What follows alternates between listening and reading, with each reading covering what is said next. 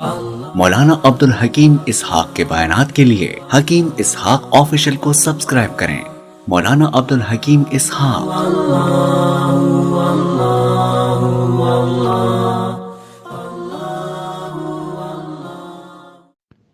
حضور اکرم صلی اللہ علیہ وسلم کا اپنی امت پر کتنی شفقت تھی۔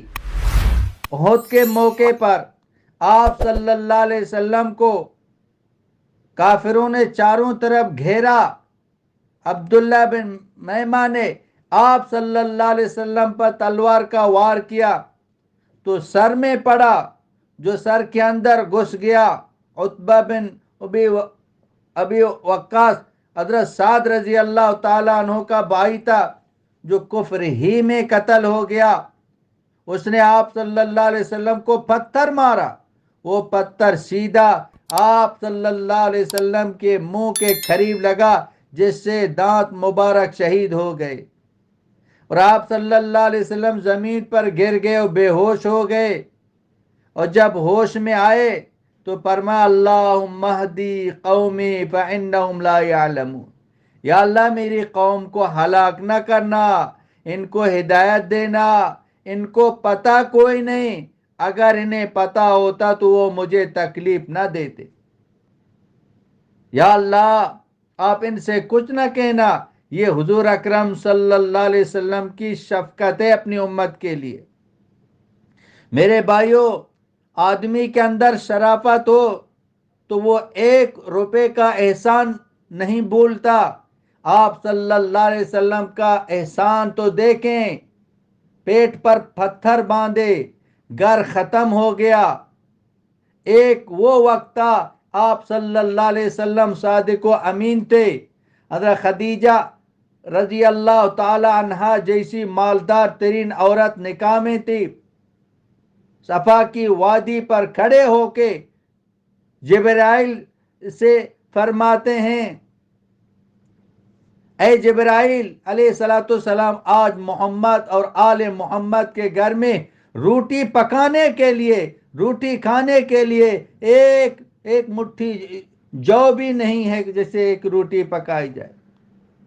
روٹی کھانے کے لیے سب کچھ قربان کر دیے، امت کے لیے پیٹ پر پتھر باندھے، پھیوند لگے، کپڑے پہنے تو 3-4 دن جو نا کپڑا ایک جوڑا ہے، وہ 3 دن گزر رہے ہیں، کھانے کو کچھ نہیں ہے، 2 مہینہ چولہا نہیں جلتا۔ اس کے باوجود اپنی امت پر ساری رات رو رہے ہیں، اپنی امت کے لیے گڑ گڑا رہے ہیں۔ حضرت عائشہ رضی اللہ تعالیٰ عنہ فرماتی ہے، مجھے چھوڑ کر مصلی پر تشریف لے جاتے، ایک رات میرے پاس تشریف لائے، چپکے سے واپس چلے گئے تو مجھے خیال آیا کہ مجھے چھوڑ کر کسی اور بیوی کے پاس چلے گئے۔ مجھے غیرت آئی تو ان کے پیچھے چلی تو آپ صلی اللہ علیہ وسلم احد کی طرف جا رہے ہیں، جنت البقیع کی طرف جا رہے ہیں، جنت البقیع میں جا کر دعا مانگ رہے ہیں، اور میں پیچھے کڑی ہو گئی۔ جب دعا سے فارغ ہوئے پیچھے کی طرف دیکھا، فرمایا عائشہ رضی اللہ تعالیٰ عنہ تو یہاں کیسے؟ میں نے کہا یا رسول اللہ صلی اللہ علیہ وسلم، مجھے خیال آیا کہ آپ مجھے چھوڑ کر کسی اور بیوی کے پاس چلے گئے۔ تو فرمایا نہیں عائشہ، نبی بن کر کوئی خیانت نہیں کر سکتا، میں تو اپنی امت کے لیے دعا کرنے آیا تھا۔ راتوں کو چھوڑ کر اپنی امت کے پاس آتے ہیں، راتوں کی رات چھوڑ کر، نیند چھوڑ کر۔ حاجی حضرات پہلے حج پر جاتے ہیں، تم میں سے بھی بہت سے لوگوں نے حج کیا ہوگا، عرفات کے میدان میں اپنے لیے کوئی دعا نہیں کرتا، 15-20 منٹ ہاتھ ہی نہیں اٹھتے۔ آپ صلی اللہ علیہ وسلم عرفات کے میدان میں اونٹ پر سوار تھے، اور اپریل کا مہینہ، دھوپ اتنی تیز، اونٹنی کی سواری ہے، کوئی صوفہ کوئی کرسی نہیں ہے، اونٹنی کی سواری ہے، اس پر بیٹھے ہیں، دھوپ چلاتی ہوئی ہے، 5 گھنٹے آپ صلی اللہ علیہ وسلم نے اپنی امت کے لیے رو رو کے دعا کی ہے۔ جب بھی ہاتھ اوپر اڑ جاتے تو بالوں کی سفیدی نظر آتی تھی، پھر رکاب میں پاؤں دے کر کھڑے ہو جاتے، پھر بیٹھ جاتے۔ 5 گھنٹے مسلسل رو رو کر اپنی امت کے لیے اللہ سے بخشش مانگا ہے۔ یا اللہ میری امت کو معاف فرما دے، یا اللہ میری امت کو معاف فرما دے۔ اتنے احسانات ہیں۔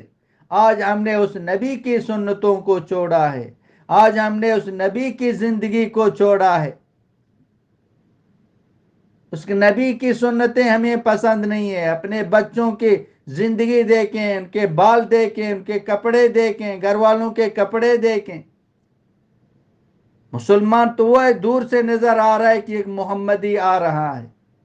ایک ایک ادا اللہ پاک کو بہت زیادہ پسند ہے۔ ایک سنت زمین آسمانوں سے زیادہ قیمتی ہے، اس لیے کہ زمین آسمان ایک دن ختم ہو جائیں گے، لیکن سنت ختم نہیں ہوگی، اس کا اجر باقی رہے گا۔